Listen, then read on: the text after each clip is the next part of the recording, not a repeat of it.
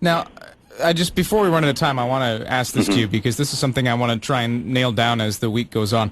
And this really goes for any government. Say the BC Liberals have their 5 demands and they don't get met, and they say, fine, we don't want the pipeline. Or say your government or your party forms government, yes, and you say, look, we've been elected on a promise of not letting this thing go through. We're going to stick to it.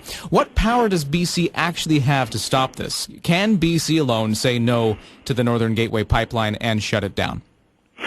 Well, I think regardless of the points of constitutional law, and you could probably have another guest explain that better than me, Ryan, I think it's fair to say that a province, which in this case would be the receiver and shipper of the Alberta crude product, has leverage with the federal government. Whether they choose to use it, and in the case of Christy Clark they haven't, is another matter. But we've been very clear, and Adrian Dix and the BC NDP have been very clear. This project's a non-starter. Okay, but you do have that power. If a hypothetical BC NDP government says no to the pipeline, you do have the power to say no?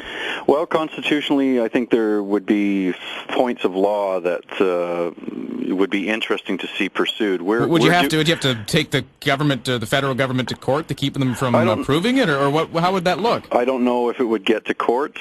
It was interesting that the Environment Minister today offered the opinion that it could be defeated in the permitting stage. Yeah, he said that we've got a bunch of BC permits we'd have to give out. We just wouldn't give them. So is that enough? I don't know. Well, I don't know either. What I can say is that Adrian Dix has assembled a legal team to examine the options that the province would have. We're not, assuming that we're going to form government, but we need to be responsible and prepare a contingency should we do that. We are against this project. We're going to promise the voters, we've committed to the voters exactly that, and we're going to be a government, if we should be elected with the support of the people of BC, that fulfills promises it makes. Yeah, well, and that's what I'm thinking. I mean, if on this hand you have the BC Liberal government saying, here's our 5 conditions, you'd think they'd have to have sort of the ammo to back that up, the ability to pull back on the pipeline if they don't want it. Or on your side, if the NDP are going to promise that, look, this is what we're going to do. If you vote for us and you make us government, we don't like this pipeline. Yeah. There has to be the ammunition to back that up, and there has to be the. Look, that's the answer I'm looking for. Do we have the power to just say no?